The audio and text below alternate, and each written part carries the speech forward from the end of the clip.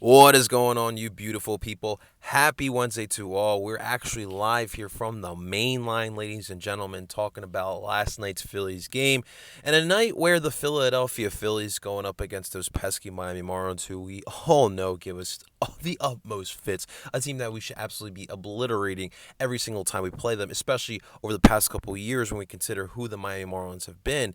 But however, it's been different this season, and the Phillies, despite that first series loss to them early on in the year in April, things have changed. And last night, the Phillies got the job done in typical Philly style baseball in 2022. The bats were alive, the long ball was president in Citizens Bank Park, and you got some really solid pitching, and you were able to put away that pesky Miami Marlins team. There was no hope for them. They usually, when you give them a little bit of a glimpse of a hope, they always latch on to that and they find a way to bite you in the butt, but there was none of that here today. And of course, Mother Nature helping us out a little bit here today as well. Hey, listen, when there's a rain delay, it definitely kills the psyche just a little bit. But hey, we're going to talk about last night's Phillies win. Thank you so much for checking this out, guys. We're going to talking about the 4-1 victory for the Philadelphia Phillies. Hey, you take a quick second to hit that like button and subscribe if you haven't already for more Philly sports talk.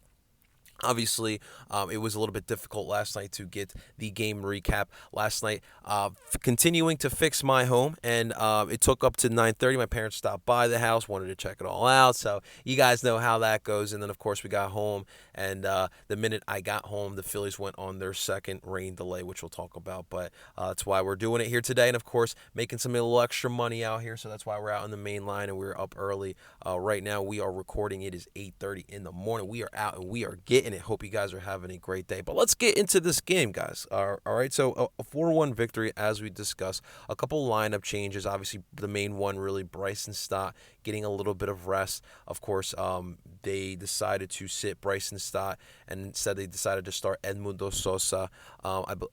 Nick Castellanos was DHing in this game, which kudos to him getting a little bit of a break. Meaning Matt Vierling we get starting we get to start in right field. And one thing I really wanted to see from this Phillies team, going up against teams like the Miami Marlins, who are a little bit inferior to us, but you really wanted to see these guys start off quick. Get off a quick start, set the tone bright and early, and just continue adding those insurance runs. And I really wanted to see that. And obviously, the Phillies have been able to do that since that Cubs series after the All-Star break. But it did start off in that way, and we got a little bit of a help from the Miami Marlins. Alec Bohm comes up to bat. He hits a pop-up into right field, and then you get Joey Wendell and Brian De La Cruz getting in a little bit of a traffic jam, a miscommunication, and both of them just collide into one another. It falls out of Joey Wendell's glove, and thanks to that mistake, that was able to advance Alec Bohm into second base to get a two-out double by Alec Bohm in the bottom of the first. That's what you wanted to see. Now, could the Phillies capitalize on mistakes? It was a two-out situation, but then you get JT Realmuto, next batter up. He's able to get a double, and that would bring in Alec Bohm. And there you go, right off the bat. 1-0 lead here for the Philadelphia Phillies. And what did we see? Phillies capitalizing on a mistake from an inferior team. Alec Bohm did that. Next up, JT Realmuto comes up to bat and gets Alec Bohm in, and some great base running from Alec Bohm. And that's what you want to continue seeing from this Philadelphia Phillies team, finding ways to get runs, not just from the long ball, which definitely did happen on the night, but that was a great instance right in the first inning, and to set the tone. It's important to set the tone, especially with an emotional Marlins team that they are. So that was a great way to kind of start it off. Zach Wheeler was having a solid game. Throughout this game, he really it's interesting because the Marlins definitely got Zach Wheeler working a little bit. Zach Wheeler did throw 109 pitches through 6 innings. Did get 5 hits, only got 1 run. The best opportunities really for the Marlins were in the top of the first with 2 outs. Aguilar gets a double. Unfortunately, Brian De La Cruz strikes us out. And in the top of the third, you had Garrett Cooper gets a double, but unfortunately was a pop out after that with a 2-out situation as well. But other than that, really there was nothing else that really that scared the Phillies besides, of course, DeBrys, which I believe he's a rookie, just got called up. He gets a solo shot home run in the top of the fourth, and that was really the only run that the Miami Marlins were able to get. But the Phillies were able to respond in the bottom of the fourth inning with a pair of home runs of their own. and that really was able to kind of put away the fishies, the Miami Marlins. We were able to get a Gene Segura home run, which was definitely cool to see. JT Realmuto got the first home run, and this was a one that it got some serious hang time. It was really hanging up in the sky there for a little bit, and then it falls past the left field pole. And then seeing Gene Segura getting his first home run since coming back from injury was definitely big. It was the typical one where he's off one knee and he launches this one into left field, and the great catch by the fan in the stands, which ensued. The NBC Sports Philly team decides to put the flashback of Tom McCarthy. They had a broadcast in the outfield, which I never knew that they did. I probably was during the time where I really didn't watch baseball as I do now. But Tommy got a little bit of leather. I'm just obviously kidding, but it was definitely it was a cool little flashback that they showed there. But a 3-1 lead. Following inning, you got a Alec Boehm double that was able to bring, or single, I'm sorry, that was able to bring Kyle Schwarber. It was a deep one to right field, and that was really all the Phillies needed. You had a 28-minute rain delay, I believe, in the middle of the seventh inning, and so that kind of stalled things a little bit as well. But you had David Robinson come out, you had Seranthony Dominguez with a great ninth inning as well, and the Philadelphia Phillies were able to put this game away. And this was a great game in which the Phillies showed the reason why they're in the spot that they are. Ladies and gentlemen, since June 1st, our Philadelphia Phillies have been 40-19. Now, obviously, we're going to, because of the circumstance, a lot of us are going to give a lot of props to Rob Thompson for this turnaround and for the success that this team is currently having. But these guys really have bought into Rob Thompson, but they are also delivering. You're getting a lot of guys stepping up. To me, like watching Alec Boehm turn into, once upon a time, a player that looked like an absolute bust, a one-hit wonder, to now becoming, okay, this is probably one of the best young players that we have in the game. And he's in the 3-hole. You know who should be hitting in the 3-hole? Bryce Harper, but you guys know why he's not hitting there, and that's a very high praise. Not everyone gets put into that 3 slot. He has changed his mechanics. He's changed his mentality. He's become stronger for it. He looks so much more relaxed, and it's definitely great to see players like him, buying into it. Obviously the bats came alive. And that was really prevalent. If we guys remember, the first series under Rob Thompson, they freaking just put up runs galore against the Los Angeles Angels. Now, granted, the Angels are obviously a bad team, and at that point they were on a 9-game losing streak. They had they had Madden on his way out, and so obviously that's not a good team. But you see what's going on with this baseball team, the runs these guys put up, even without the reigning NL MVP. These guys are still putting up those runs. It's truly remarkable how how they've been able to come alive and play a little relaxed. You hear the music in the locker room. You hear the guys, vouching for Rob Thompson. And the pitching has been big as well. Obviously the bullpen has been the big story. This has become one of the best bullpens in Major League Baseball, and I think a lot of it has to do with Rob Thompson allowing people to just do their job, right? And he's got trust in guys. So I think that you're seeing Caleb Cotham be a little bit more free-flowing, and these guys are responding well to it, and this has become one of the best NL bullpens that we see in baseball. So it's all coming together for this baseball team, and to the point now, like you're looking at the wild card standings, and they are literally now in second in the wild card standings. That's absolutely crazy to see. They have jumped the San Diego Padres, and everyone has been raving about the San Diego Padres because they're getting Juan Soto, they're getting Josh Bell. But you got to remember that those are two big pieces that are being integrating into their baseball team. It's going to take some time for those guys to get acclimated and feel comfortable in a new ballpark and a new team. And so this gives the Phillies a little bit of a leeway. Now the Padres, we'll see how this pays off. Obviously, I do think that they will still find a way to make the playoffs. Obviously, we've seen the Cardinals kind of take hold of that NL Central division, and now the Brewers are now fighting for their playoff lives as well now. So this NL playoff race is going to be very fun to watch, and obviously Atlanta is not safe either.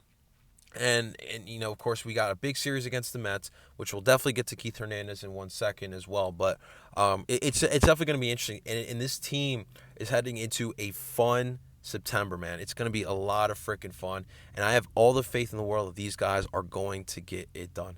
JT Realmuto has been someone that has really been bounced back as well. I mean, in this game, you obviously saw we talked about the double, we talked about the home run he hit. He accounted for 2 runs here in this game as well, and he is now at a 268 batting average. He's really improved, and we always talk about a lot of times we've been talking about when it comes to JT Realmuto that the Toronto Raptors. I was about to say Toronto. Toronto. We're talking about Matisse Thybulle now. They were talking about the Toronto Blue Jays series, and however, since that series, his mentality has kind of shifted, and he's been a much better batter ever since then. And if you hear JT Realmuto kind of talk, he talks about how he's changed his approach to the play. He was focusing too much on the mechanics instead of going with his essentially his gut. A lot of the time in this sport, your gut instinct is important, and I think that you're seeing the difference of why he's been so successful as of late, trusting his gut, trusting his skill a little bit more, because he's a very skillful baseball player. Screw the best catcher in baseball. Obviously he is, but when he's at his best, I mean, the dude is a great hitter, right? He knows how to hit at the plate. He knows how to run the bases. He obviously can steal a base. He's not scared to do that. And so being able to use those little things and finding different ways to win, I think that exemplifies what the Phillies have been doing. Look at this game as a whole. The way they were able to score that run in the first inning, taking advantage of a mistake, getting good base running and scoring on those positions.